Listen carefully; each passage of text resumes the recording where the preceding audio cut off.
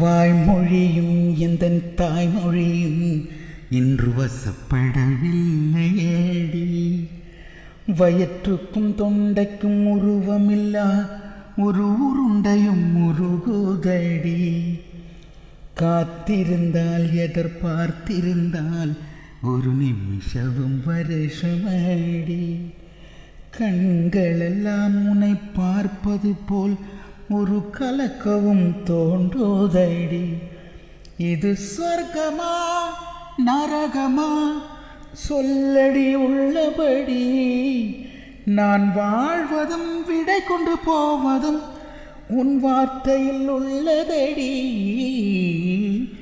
என்னவளே அடி என்னவளே, இந்த இதயத்தை தொலைத்து விட்டேன். அந்த இடம் அது தொலைந்த இடம், அந்த இடத்தையும் மறந்து விட்டேன்.